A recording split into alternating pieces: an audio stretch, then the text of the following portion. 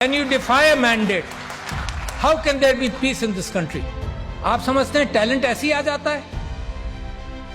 اتنے اچھے لوگوں کو ساری عمر میں لگا رہا تم سیاست میں آؤ، اور اب کیا تماشا دیکھتا ہوں کہ اچھے لوگوں کو مار مار کر لڑائی کر کے اچھے لوگوں کو، آپ میں سے کون سیاست میں آئے گا؟ یہ جو ایکسپرٹس ہیں ڈرتے رہیں گے.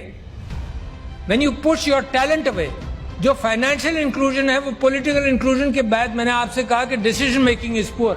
So if you have poor decision making, the country will go the same direction. This is indirect country کے اندر ریسورسز نہیں بناتے ملک کو. میرے بھائی diplomat from Oman, good decision making. Singapore, Dubai, nothing in the ground progress کیا، nothing in the ground. زمین سے ان کو کچھ نہیں ملا، نہ تیل ملا، نہ معدنیات ملی، پانی کی قلت ملی سنگاپور کو، but good decision making. Simple لوگوں نے صحیح فیصلے کیے، کوئی آئنسٹائن کی ضرورت نہیں ہے آپ کو.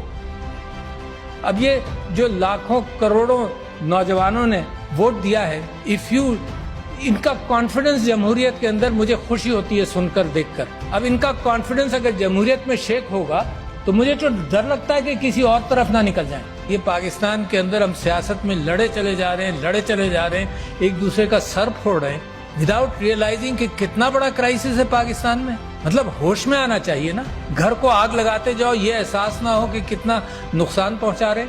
ہم بڑے بڑے آئیڈیاز اس چیز کے لا رہے ہیں کہ کہیں آپ کو کچھ پتہ نہ چل جائے.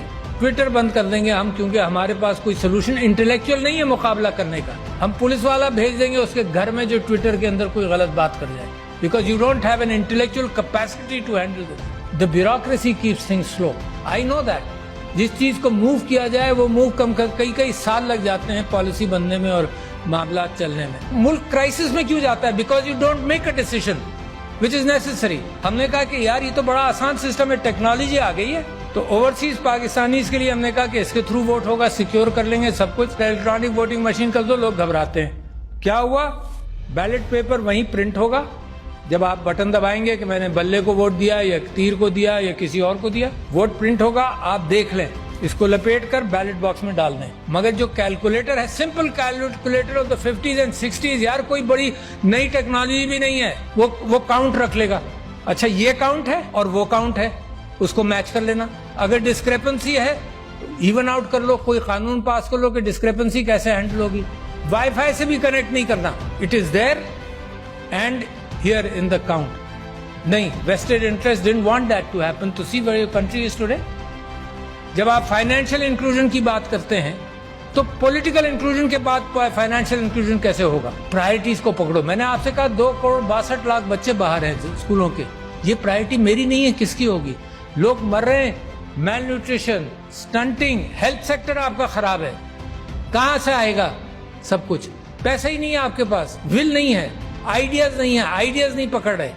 سو where is the problem? The problem is lack of good leadership. Nothing else. کوئی پرابلم نہیں ہے. یو ہیو ایوری تھنگ. ان ملکوں کا جن کو میں نے ذکر کیا تھا ان کے زمین میں کچھ نہیں ہے، آپ کے یہاں تو زمین میں بھی ہے، مگر انسانوں کی تعداد 5th biggest country in the world as far as human intellect and people are concerned, and you rank so poor.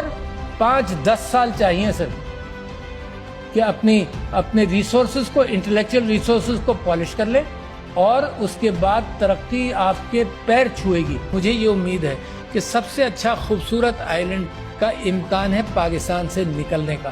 This is a vibrant country, a vibrant قوم.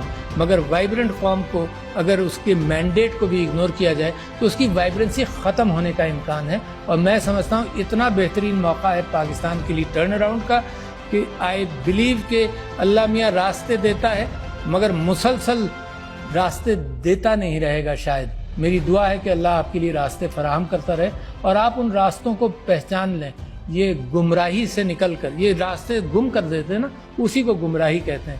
گمراہی سے نکل کر صراط المستقیم کو پکڑ لیں تو انشاءاللہ nobody can stop you from becoming a great country, which is my dream and your dream.